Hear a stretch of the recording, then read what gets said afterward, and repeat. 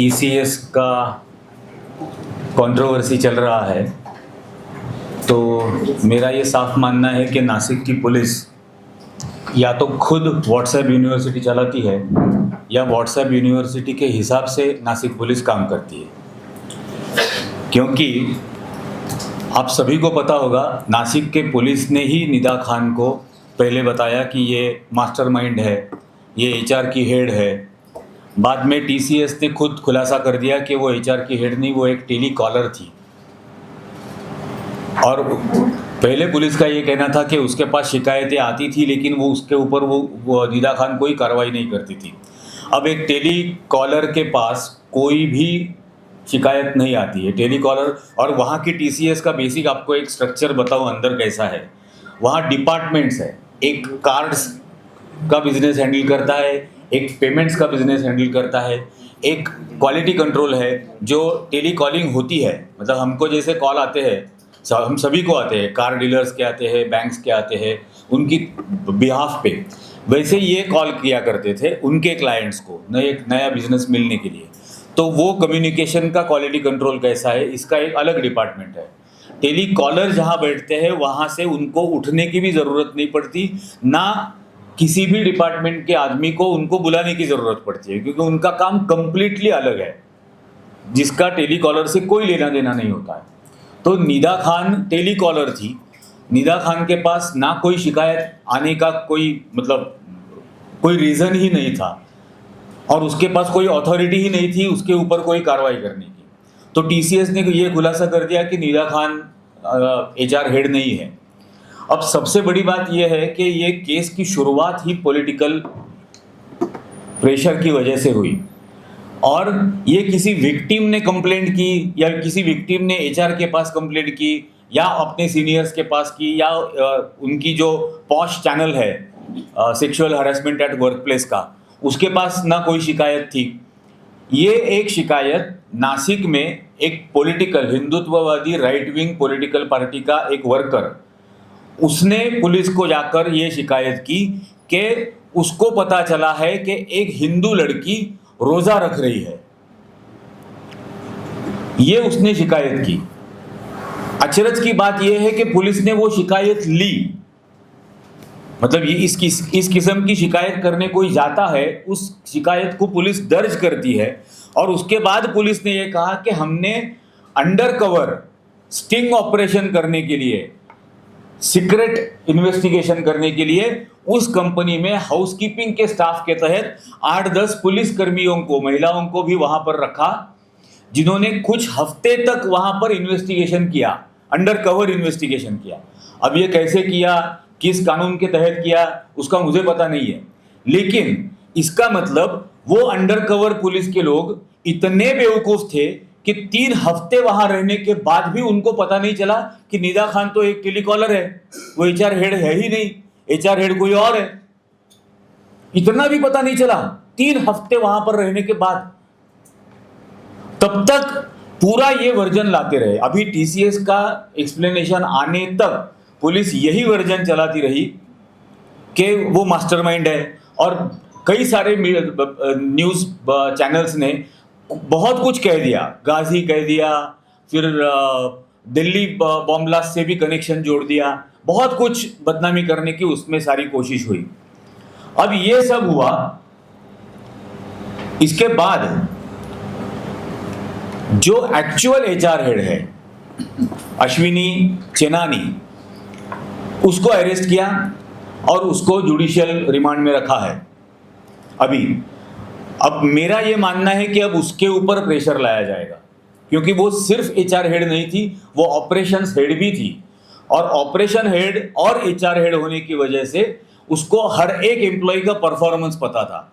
यहाँ पर जिनको अरेस्ट किया है उनमें कई सारे ऐसे लोग हैं, रजा है, जिनको 11 साल में हर साल best performer of the year का अवार्ड मिला है, हर साल। इसके अलावा और भी कई सारे एम्प्लॉयज़ हैं जिनको इस किस्म के अवार्ड्स मिले हैं, परफॉर्मेंस अवार्ड्स मिले हैं, क्वालिटी कंट्रोल के अवार्ड्स मिले हैं। तो ये सारे अवार्ड विनिंग एम्प्लॉयज़ थे वहाँ के। एक 150 एम्प्लॉयज़ में से ये 7 है। पुलिस जो कह रही है कि ये धर्मांतरण का रैकेट चला रहे थे, कन्वर्जन का रैकेट वहां पर चला रहे थे। तो 4 साल से ये रैकेट पुलिस की वर्जन के हिसाब से वहां पर चल रहा था। तो ये तो बहुत ही मतलब गए गुजरे लगते हैं ये, क्योंकि 4 साल में एक भी कन्वर्जन नहीं कर पाए वहां पर, एक भी कन्वर्जन नहीं हुआ। हाँ, एक कन्वर्जन जरूर वहां पे हुआ। वहां पे एक लड़की काम करती थी जिसका नाम था जोहाना, क्रिश्चियन थी। अभी उसका नाम है मिताली जगजाप, वो हिंदू बन गई। तो कन्वर्जन वहां पे कौन कर रहा था, वहां पे कन्वर्जन कौन कर रहा था, इसका ये सबूत है इस बात का।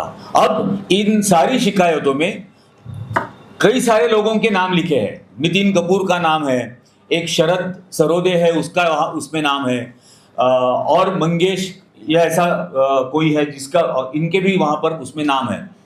इनके साथ इनके पास कोई भी जांच नहीं की गई, इनका कोई इन्वेस्टिगेशन नहीं हुआ, उनको एक भी सवाल पूछा नहीं गया, एक भी सवाल नहीं पूछा गया। मैंने जो वहां पर जानकारी हासिल की, क्योंकि TCS है वहां पर, उसके नीचे WNS नाम की और एक सॉफ्टवेयर कंपनी है, बगल में अशोका है। तो वहां मेरे भी कई सारे दोस्त हैं, मैं उनको पूछता था। तो ये जिनके नाम मैंने लिए उनके कई सारे चीजें वहां पर चलती है। वो वहां पर काफी देर तक ऑफिस छूटने के बाद कुछ लोगों का इंतजार वहां पर होता है। तो वहां का CCTV फुटेज क्यों नहीं चेक कर रहे हो? अगर ऑफिस में एलिगेशन ऐसे है कि ऑफिस में रजा ने किसी को पुकार कर बुला लिया, किसी टेलीकॉलर को बुलाया, या वो चलकर उसके पास गया, हाथ लगाया, पैर लगाया, तो बताओ CCTV फुटेज। TCS के अंदर CCTV कैमरास है, और मुझे ये मालूम है कि खुद पुलिस ने कुछ रिलेटिव्स को ये कहा है कि CCTV फुटेज में कुछ भी नहीं है जो एलिगेशंस लिखा है कंप्लेंट में, कुछ भी नहीं है CCTV फुटेज में। फिर ये क्यों किया जा रहा है?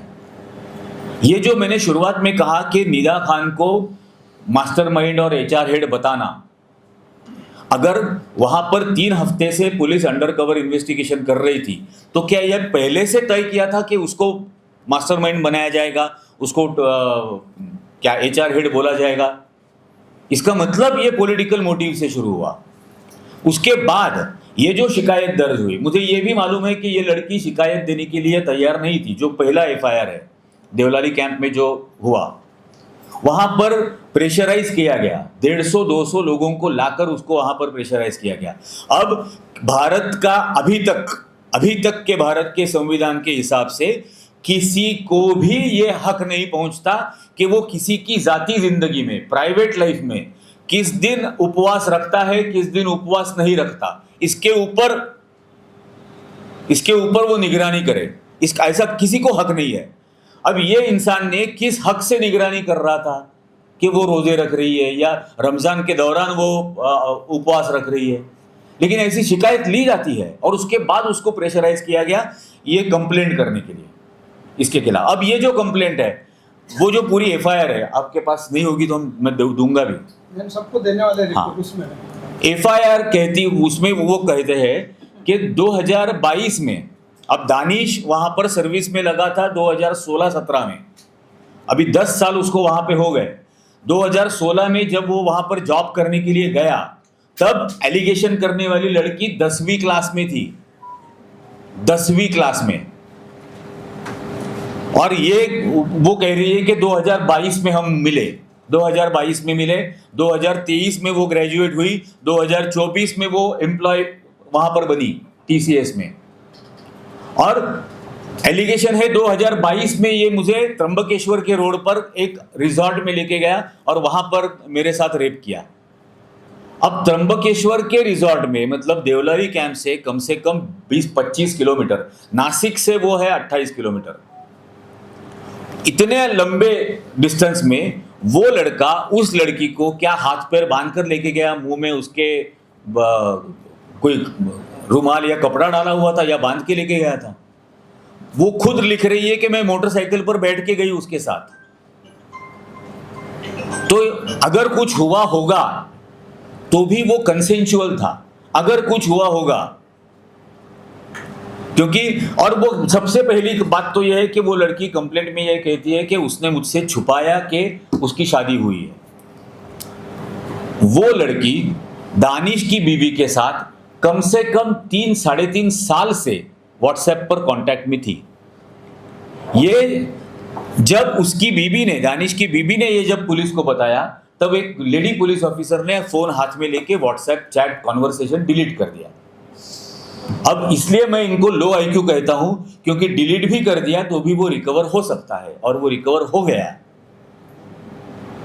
तो इस कंप्लेंट का, शिकायत का पहला सेंटेंस जो है कि उसने मुझे छुपाया मुझसे कि वो शादीशुदा है, और शादी का प्रॉमिस करके उसने मेरे साथ संबंध रखे, ये सेंटेंस उस व्हाट्सएप कॉन्वर्सेशन में डिमोलिश हो जाता है, पूरी तरह से झूठ है। ये उसी से साबित हो जाता है कि वो लड़की खुद 3-3.5 साल से उसके साथ कांटेक्ट में थी, उसकी वाइफ के साथ कॉन्वर्सेशन कर रही थी, और उस पूरे कॉन्वर्सेशन में इस बात का कहीं जिक्र ही नहीं है कि आप तो शादीशुदा हो, मुझे पता ही नहीं था। इस किस्म का कुछ नहीं है उस कॉन्वर्सेशन में। तो ये पूरा फैब्रिकेट कौन कर रहा है? और ये 26 तारीख को उसको अरेस्ट हुई। पुलिस जो कह रही है कि ये 4 साल से ये कन्वर्जन का रैकेट वहां पर चल रहा था।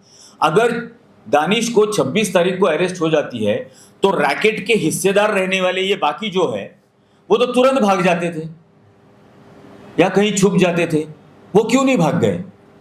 वो रुके रहे, वो अपने घर पे रहे, वो ऑफिस जाते रहे। उनको यही ऑफिस के कलीग जिनके मैंने नाम लिए, शरद सरोदे, नितिन कपूर, ये उनको बुला लेते थे कि तुम आओ, सिग्नेचर लेनी है, तुम्हारी सिर्फ सिग्नेचर लेनी है, उसके बाद हम मिठाई खाएंगे। और वो जाते हैं उनको बुलाने के बाद, फिर उनको पुलिस स्टेशन में बिठाया जाता है। रात को 11:30 बजे बोला जाता है कि आपको अरेस्ट कर रहे हैं। इसका सीधा मतलब है ये कोई हैंडल कर रहा है इसको, और जानबूझ के ये पूरा वर्जन बनाया जा रहा है। ये जो पूरी कहानी है, मतलब इसके बाद अब 26 तारीख को दानिश को अरेस्ट होने के बाद पहले तो बाकी सब भाग जाने चाहिए थे, वो कहीं नहीं भागे, वो वहीं थे। उसके बाद ये सारे एफआईआर आते गए, 156 से लेके 171 तक एफआईआर हुए। ये 15-16 एफआईआर दूसरे दिन हो जाने चाहिए थे, क्योंकि उसी वक्त आपको पूरे रैकेट का पता चल गया था। 3 हफ्ते से आपकी पुलिस अंदर थी। आपको अगर पूरा पता चल गया तो 26 को इसको अरेस्ट किया, 27 को सबको बाकियों को अरेस्ट होना चाहिए था। क्यों रुके रहे 3-4 साल तारीख तक? क्योंकि ये पूरा एक स्ट्रक्चर बनाना था, इसका एक प्रोपेगेंडा तैयार करना था, और वो प्रोपेगेंडा के जरिए पहले इनको कैरेक्टर असैसिनेशन करो, इनका रेपुटेशन डैमेज करो हमेशा के लिए। आज उनकी जान को खतरा बन गया है, इतना उनका रेपुटेशन डैमेज करके रखा है। और जो उसके बाद की सारी शिकायतें हैं, उन शिकायतों में क्या लिखा है? यही है कि वो मेरी तरफ देखता था, वो कभी मेरे पास आता था, मेरे हाथ को हाथ लगाता था, पैर को पैर लगाता था। ये शिकायत लिखने वाले पुलिस को भी समझता है कि इसमें से कुछ भी साबित नहीं हो सकता। ना इसके लिए सर्कमस्टेंशियल एविडेंस है, ना मटेरियल एविडेंस है, ना फॉरेंसिक एविडेंस है, ना सीसीटीवी फुटेज है, कुछ भी साबित नहीं हो सकता। इसलिए उसमें धर्म का एंगल लाया, क्योंकि टारगेट रिलीजन करना था। ये 7 लोगों के जरिए 70 लाख या 7 करोड़ लोगों को निशाना बनाना है, और ये नासिक में 1 साल से चालू है। 1 साल से एक कम्युनिटी को टारगेट करने के लिए बार बार कुछ ना कुछ किया जा रहा है। कुछ महीनों पहले एक दरगाह गिराई गई, वहां पर ऐसे ही रात को 11:30 बजे पुलिस वहां पर बुलडोजर लेके पहुंची। वहां जायज है, बुलडोजर लेके उस दरगाह के पास पहुंची तो 1000-1500 लड़के वहां पर इकट्ठा हो गए। मैंने जब पुलिस से बात की तब उन्होंने बताया कि 1000-1500 लड़के वहां पर इकट्ठे हो गए, इसलिए हमने लाठी चार्ज कर दिया। मैं बोला, मुंबई में जब आप बुलडोजर लेके गए तब 10,000 जैन आ गए थे। 10,000 किस पर लाठी चार्ज किया? किसी पर भी नहीं किया। यहां क्यों किया? इसका कोई जवाब नहीं है। ये 1500 लोग लड़कों को अरेस्ट करके रखा था, मारा पीटा गया था 1500। और ये जैसे कुंभ मेला नासिक में जितना नजदीक आ रहा है, उतना इस नफरत को बढ़ाने की हर संभव कोशिश की जा रही है। कई सारे मिनिस्टर, नितेश राणे जैसे, हरा सांप बोलते हुए नासिक आते हैं। ये लैंग्वेज है महाराष्ट्र के एक मिनिस्टर की। लेकिन ये किया जा रहा है, ये जानबूझ के हो रहा है, क्योंकि इस नफरत की आड़ में बहुत कुछ गलत चीजें उनको करनी है। और जो इस किस्म का मेरा शहर कभी भी नहीं था, इस किस्म की नफरत मेरे शहर ने कभी भी नहीं देखी। मैं वो दरगाह के वक्त मैं जब पुलिस को बात करने गया था, तब मुझे बोला 10 साल पुराना दरगाह है। तब मैं उनको बोला था कि मेरा जन्म वहां पर मन्नत मांगने के बाद हुआ है, तो 58 साल पहले मन्नत मांगने जितना रेपुटेशन उस दरगाह का था, आज आप उसको 10 साल पुराना है कह के गिरा रहे हो, बुलडोज कर रहे हो। लेकिन ये जानबूझ के ये कोशिश की जा रही है। कई सारे मुद्दे हैं, मैं सब कुछ तो अभी ये नहीं कहूंगा, जैसे जैसे बात आएगी।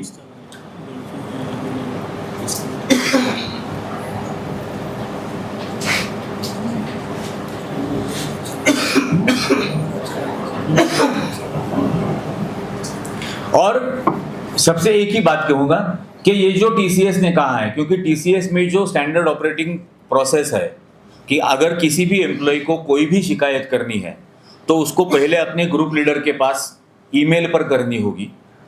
वहाँ पर अगर उसको जस्टिस नहीं मिलता है या उसकी दखल नहीं ली जाती है तो वो दोबारा रिमाइंड कर सकता है ग्रुप लीडर को। उसके बाद भी अगर कुछ नहीं हुआ तो वो टीम लीडर को ईमेल करके कंप्लेंट करता है, टीम लीडर ने को भी रिमाइंड कर सकता है। वहाँ पर अगर कुछ नहीं हुआ तो एचआर हेड के पास कंप्लेंट कर सकता है। वहाँ अगर कुछ नहीं हुआ तो पॉश और एथिक्स कमिटीज जो उनकी है वहाँ पर कंप्लेंट की जाती है, जो डायरेक्टली टीसीएस के सेंट्रल एचआर तक जाती है, पॉश कमेटी को की गई कंप्लेंट। इसमें से एक भी ईमेल एक भी एम्प्लॉय ने एक भी बार नहीं किया है। ये जो कंप्लेनेंट्स है उनमें से किसी ने भी एक भी बार कंप्लेंट नहीं की है। और ये कह रहे हैं कि 4 साल से उनके साथ हो रहा था। इनके घर के लोग क्या कर रहे थे? घर में तो बोला होगा किसी ने, क्यों 4 साल में वहां कुछ नहीं हुआ? ये इससे ही ये साबित होता है कि इस किस्म का कोई कंप्लेंट नहीं था। और इसलिए मैंने कल भी ये मांग की थी कि जिनको अरेस्ट किया है उनको, उनकी, और जो कंप्लेनेंट्स है वो, और जिनके नाम शिकायत में है, नितिन कपूर है, शरद है, इन सब का नार्को टेस्ट होना चाहिए। सभी का, कंप्लेनेंट्स का भी, जिनको अरेस्ट किया है उनका भी, और जिनको अभी तक अरेस्ट नहीं किया है लेकिन जिनके नाम मेंशन किए गए हैं एफआईआर में, उन सभी का नार्को एनालिसिस होना चाहिए। फिर पता चलेगा ये पूरी कॉन्स्पिरेसी किसने रची थी, और फिर वो बाहर आएगा। और हम तो हर संभव कोशिश करेंगे। जी, थैंक यू।